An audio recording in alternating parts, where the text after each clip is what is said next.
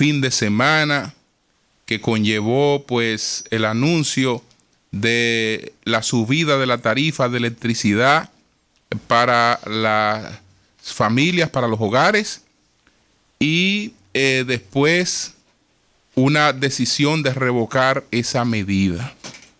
Yo espero que mi análisis en el día de hoy sea pues asimilado sin malas interpretaciones, porque voy a decir cosas que espero que provoquen la reflexión por parte del gobierno y que espero que no sean cosas que queden sin consecuencia, porque yo voy a hacer revelaciones muy importantes con relación a todo lo que ha ocurrido en torno a ese hecho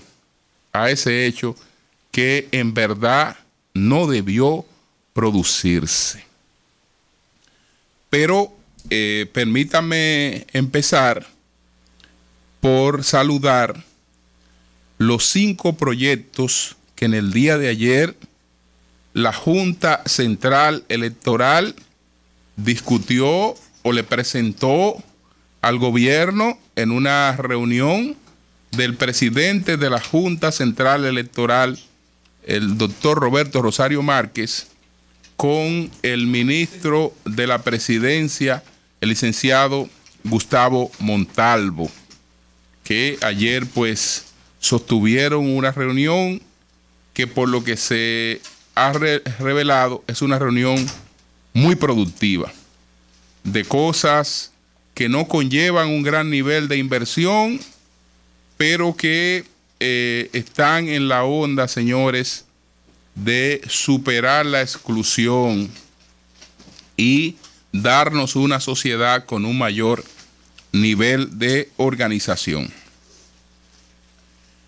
Uno de esos proyectos tiene que ver con garantizar el derecho de los discapacitados en una democracia. Hay que garantizarle su derecho al voto y, por lo tanto, eso no debe ser solamente un planteamiento. En los hechos, eso debe estar claramente reflejado. Entonces, hay una medida que no solo hará más factible el derecho al voto de los discapacitados, sino que terminará redundando en un beneficio permanente en todas las gestiones que deban hacer las personas que viven con algún tipo de discapacidad. Entonces, ¿en qué consiste este proyecto? Bueno, la Junta Central Electoral y el gobierno y el Poder Ejecutivo suscribirán un acuerdo para habilitar los lugares donde que sirven a la vez como centro de votaciones y todos los lugares públicos. Todos los lugares públicos. Entonces, en los edificios y en las escuelas donde no exista una rampa que pueda permitir que una persona con discapacidad que está en una silla de rueda pueda acceder con comodidad, pues construirla en todas las nuevas escuelas. Y en las viejas escuelas también. Las nuevas escuelas tienen la ventaja de que se están construyendo ahora y este aspecto se puede prever y eso no tiene ningún costo adicional. Nadie puede decir que eso le adiciona un peso de costo a la obra que se está haciendo y, sin embargo, resuelve un problema importante. Y con las edificaciones y las escuelas viejas, pues también se puede llevar a cabo esa iniciativa y eso no tiene tampoco un mayor nivel de inversión.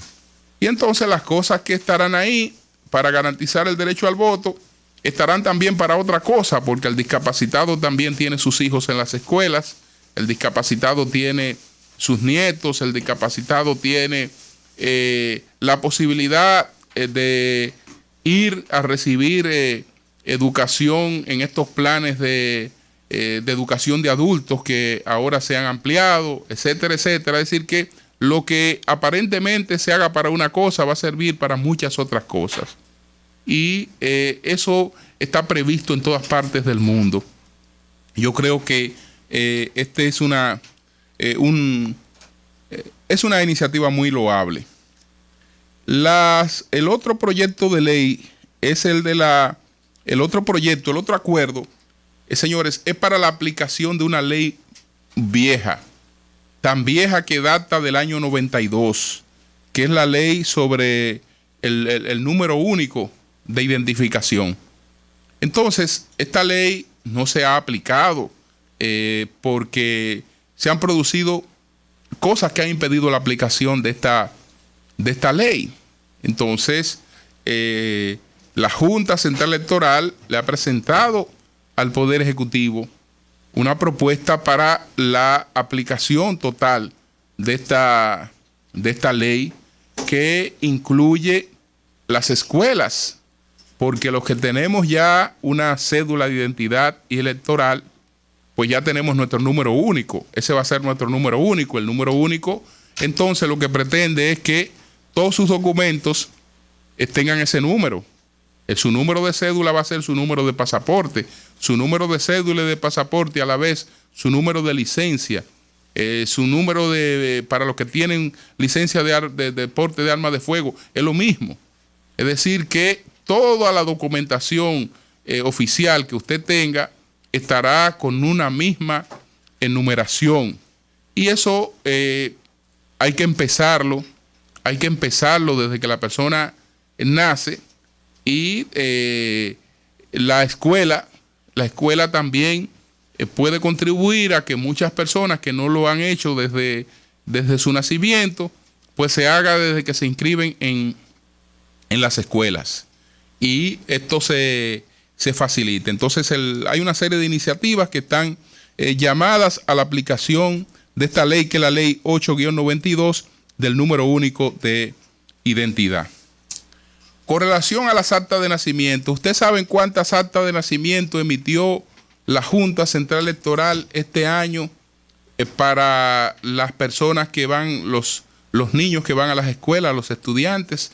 Actas para fines escolares, más de 300,000 copias de actas para fines escolares. Eso quiere decir que más de 300,000 padres tuvieron que movilizarse, hacer las gestiones en oficialías para conseguir una copia de este documento. La propuesta que ha hecho la Junta, que conllevará un acuerdo con el Ministerio de Educación, va a permitir que este requisito sea prácticamente innecesario. Es decir, que el año próximo la gente no tenga que salir a las oficialías a buscar una copia de acta de nacimiento para fines escolares, sino que en las propias escuelas esté instalado un programa que va a tener conexión con la Junta Central Electoral, en la que una persona se presenta a inscribir su hijo a la escuela y lleva la cédula de los padres, y con la cédula de los padres la escuela pide a través del internet, la escuela va a pedir a la Junta Central Electoral, a través de este programa, la expedición de un acta de nacimiento que se va a producir en línea. Es decir, que no va a meritar la movilización de estas personas a gastar dinero, etcétera, etcétera. Entonces, esto no es difícil de aplicar, y educación, que tendrá escuelas nuevas y las escuelas viejas se están remozando, educación que tiene presupuesto para tener computadoras, por lo menos en las oficinas de las escuelas, entonces puede tener este mecanismo sin ningún problema, y le ahorrará problemas a los padres y le ahorrará problemas a educación. ¿Por qué? Porque sencillamente yo tengo estos niños que se han inscrito aquí en esta escuela, la cédula de los padres es tal y tal, pongo esos datos en línea y inmediatamente me ponen un acta de nacimiento en línea que si quiero la imprimo, etcétera, pero la tengo ahí. Esto en los casos de las personas que no tienen ninguna dificultad. En los casos de las personas que no tienen acta de nacimiento, entonces estarían los operativos en las propias escuelas previo al inicio del año escolar. Usted piensa inscribir su niño en esta escuela. Bueno, aquí, un mes antes de que se aperture el año escolar, en esta escuela habrá un operativo, y en cada escuela un operativo para resolver este problema previo a los que no tienen un acta de nacimiento ya emitida, y si no la tienen emitida, no la van a tener en línea tampoco. Esto es de las actas de nacimiento, y en sentido general este es el espíritu de estos proyectos que tanto el Poder Ejecutivo como la Junta Central Electoral lo han considerado factibles y van a trabajar de manera mancomunada en la aplicación de esos proyectos. Así que fue muy fructífera esta reunión de ayer entre el presidente de la Junta Central Electoral y el Poder Ejecutivo, representado por el ministro de la Presidencia, el licenciado Gustavo Montalvo. A las 7:13 minutos, señores, me quiero referir al tema de lo que ocurrió este fin de semana, que tuvo su desenlace en el día de ayer.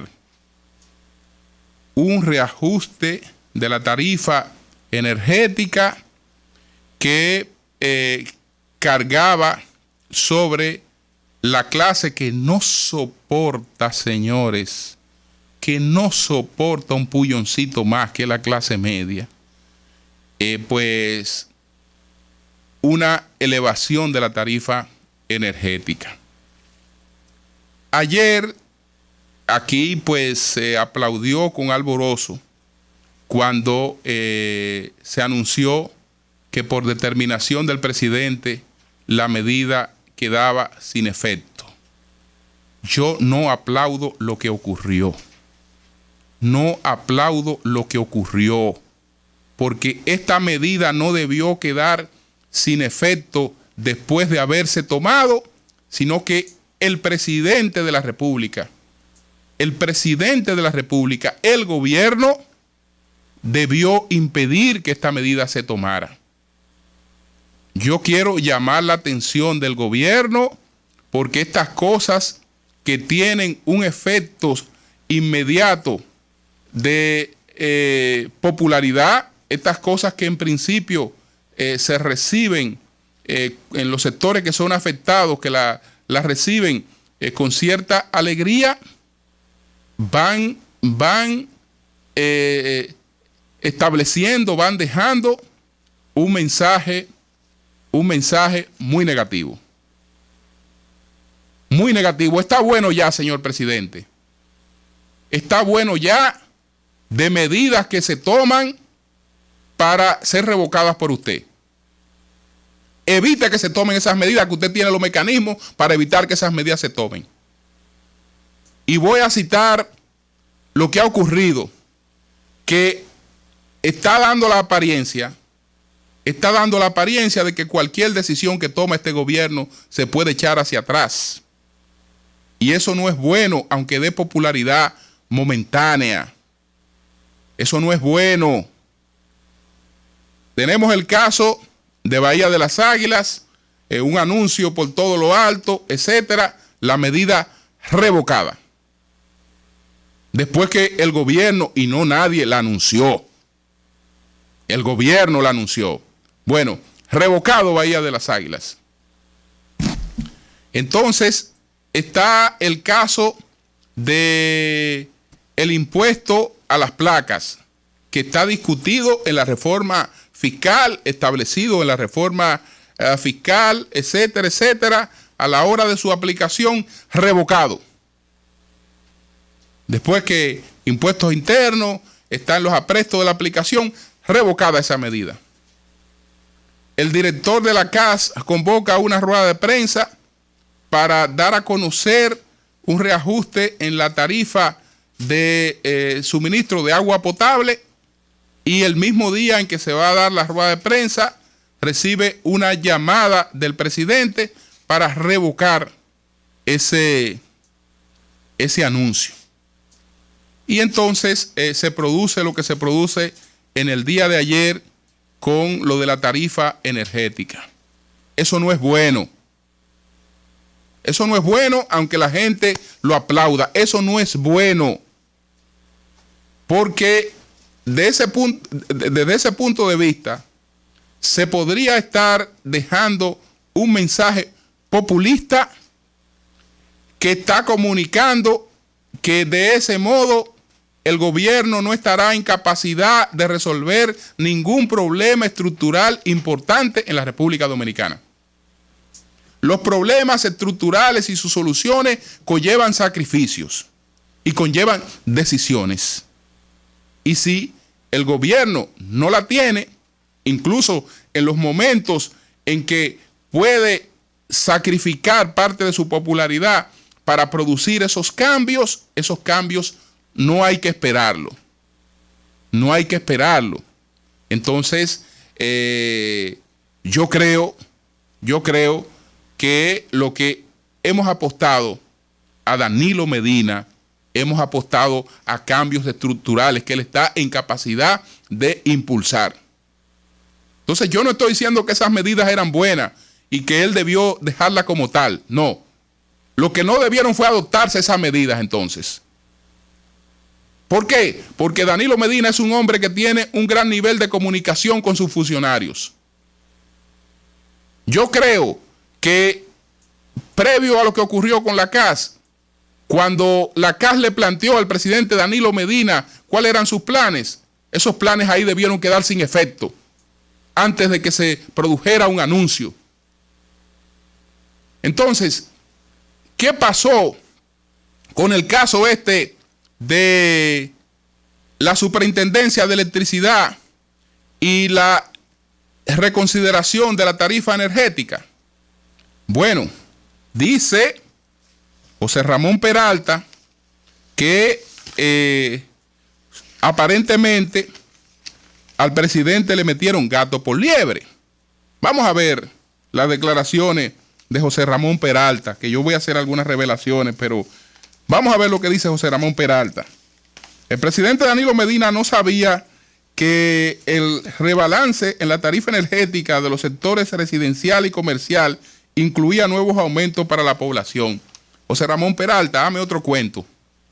Hermano, hágame otro cuento. Hágame otro cuento, hermano, que Danilo Medina no es un estúpido.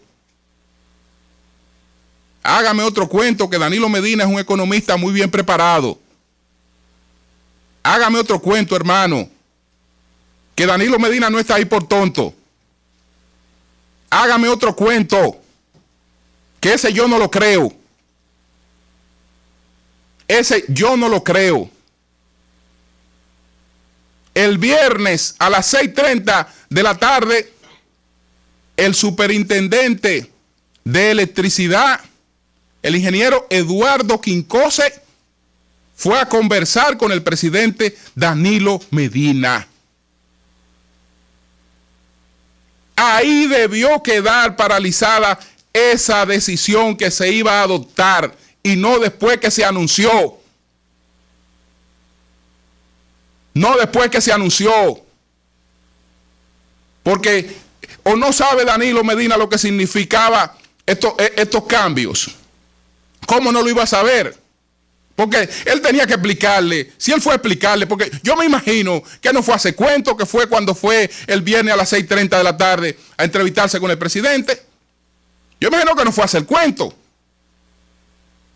Yo me imagino que le fue a explicar al presidente que iba a adoptar una medida, que la medida tenía un efecto neutro para las EDES, pero desgraciado, maldito, azaroso, para la clase media.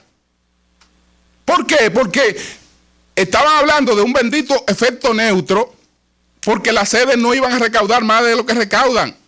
Pero resulta que para poner supuestamente al colmado de la esquina a pagar menos, entonces los edificios que están alrededor iban a pagar más. Para poner un tallercito a pagar menos, entonces toda la clase media iba a pagar más. Entonces, como al taller se le estaba rebajando y a la clase media se le estaba subiendo, resulta que eso era el efecto neutro. Oh, y Danilo Medina no estaba en capacidad de comprender eso. En 5 minutos comprendía eso. Y duró más de media hora con Eduardo Quincose. En 5 minutos Danilo Medina comprendía lo que Eduardo Quincose le estaba explicando. Ahora, eso debió entonces producir una mayor consulta con el sector. Debió producir una mayor consulta con el sector. ¿Por qué? Porque ya se habían dado problemas de los que el presidente debió estar percatado. Yo ayer, para poder hablar con base de todas estas cosas, ayer yo atendí una invitación de la Superintendencia de Electricidad. Y en la tarde de ayer yo me reuní con los miembros del Consejo de la Superintendencia de Electricidad, encabezado por el ingeniero Eduardo Quincose. ¿Quiénes son los miembros de este consejo? El ingeniero Eduardo Quincose, el doctor Diógenes Rodríguez y el doctor Ángel Cano. El dato de la reunión del viernes, desde luego, no surgió en esa reunión, pero yo lo tenía. Yo lo tenía el dato de la reunión del viernes, pero eso no surgió en esa reunión. Entonces, nosotros habíamos hecho aquí algunos planteamientos. Habíamos dicho que se trató de un palo acechado, que esto fue una decisión unilateral. Las declaraciones de Rubén Bichara contribuyeron a afianzar ese criterio.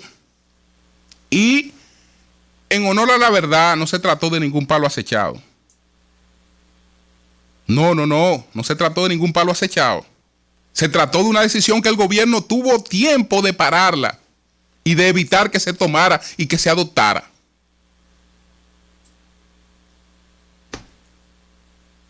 Aquí yo tengo toda la documentación de la audiencia pública para dar a conocer propuestas de simplificación, clasificación y tarifas eléctricas. En esa audiencia pública que se celebró el día 27 o el día 24 de los corrientes, pues la Superintendencia de Electricidad presentó la propuesta.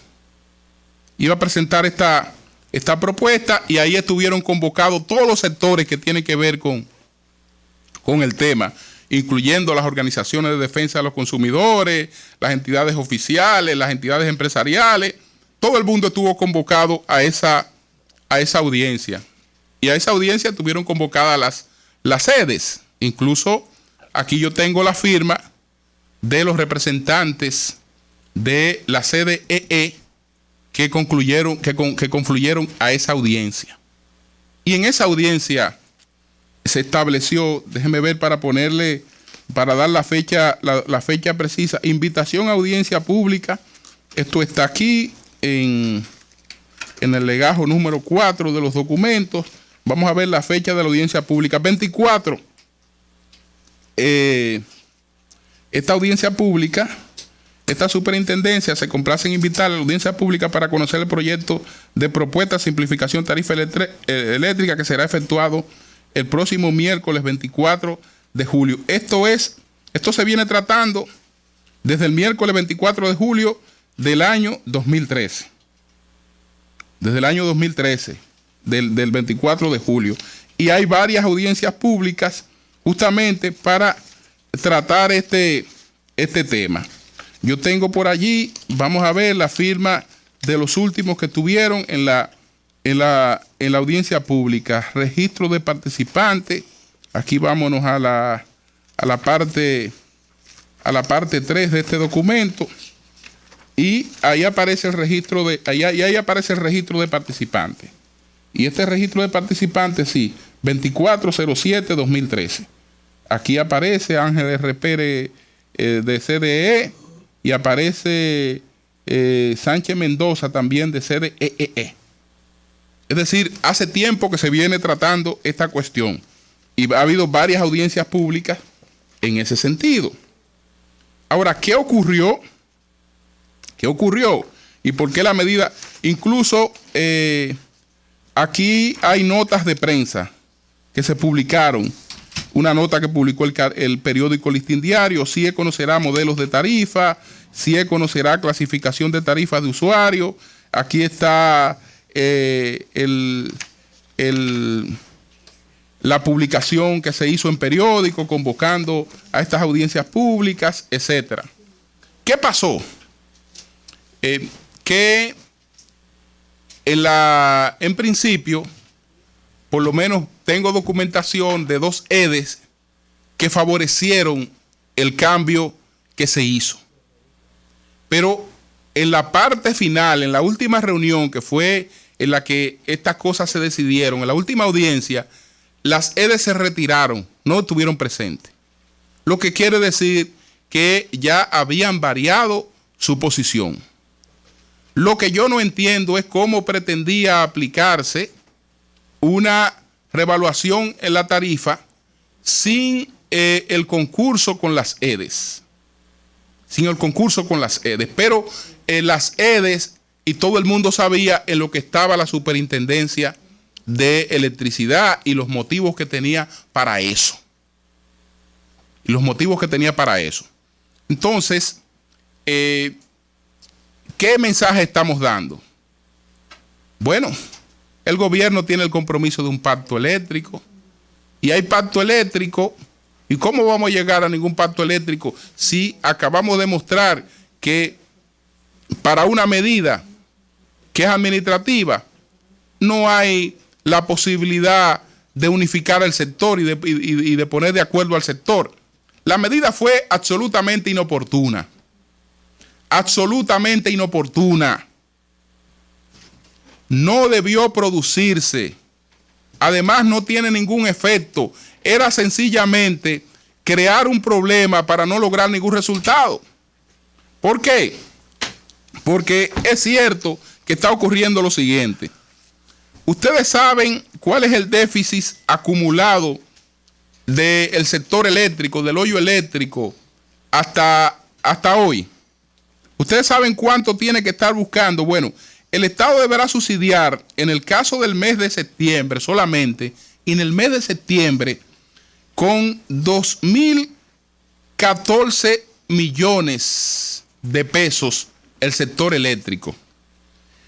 En los subsidios que corresponden a este año, lo que va de este año, nada más para el hoyo eléctrico, el Estado tiene que buscar, ha tenido que buscar 18.000 millones de pesos.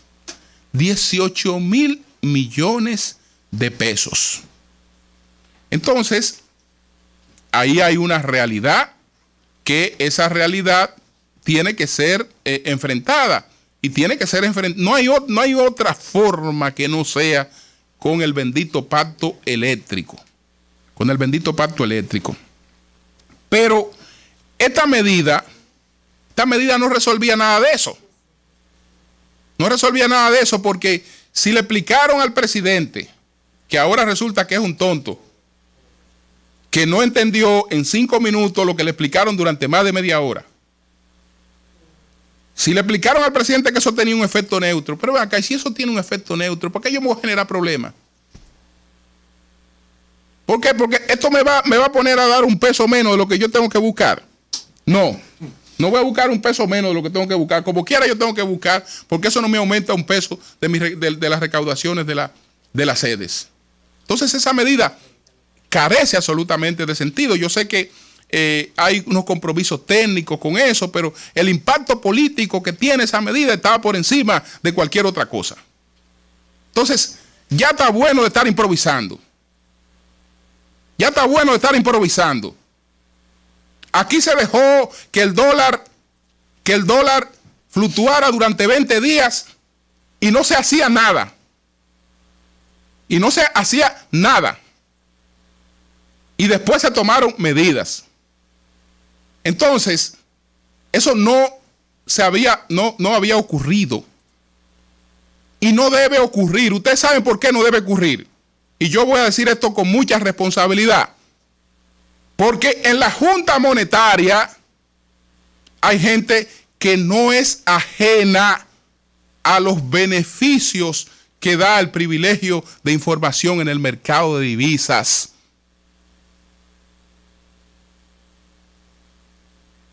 Hay gente que no es ajena a los beneficios que da el privilegio de información en el mercado de divisas. Entonces, ese descuido que para la clase media representaba empobrecimiento, porque aquí vivimos en la hipocresía del peso. La hipocresía del peso es que todo lo que hace un clase media aquí es dólar. Todo lo que hace aquí un clase media es dólar. La ropa que compra es dólar. Los colegios que pagan es dólar. Los libros que compra es dólar. La comida que compra es dólar. No hay un solo inmueble que se trance en el polígono central que no sea dólares. Entonces, ¿qué quiere decir eso? Que esas pequeñas subidas representan empobrecimiento para una clase media que todo lo traza en dólar. Pero eso que representa empobrecimiento para la clase media, representa enriquecimiento para un grupito, que es el que tiene el privilegio de información con relación a esa medida. Entonces, el gobierno que cuide bien algunas cosas, que cuando necesite dinero para cumplir con sus compromisos externos, lo prevé a tiempo. Y no tenga que salir al mercado de divisas a improvisar, a buscar dinero improvisando. Porque entonces los que tienen el privilegio de información, banca incluida, y gente de la Junta Monetaria, aprovechan esa situación. Y mientras la clase media se empobrece, aquí hay gente que se está ganando muchos millones de dólares en ese negocito. Muchos millones de dólares. Y eso no debe permitirse. Eso no debe permitirse. Entonces, yo creo que hay cosas que están muy bien, pero dejémonos de populismo. Dejémonos de populismo. Yo repito, no aplaudo lo que ocurrió en el día de ayer, porque sencillamente no debió ocurrir. Y no creo en cuento. Cambio y fuera.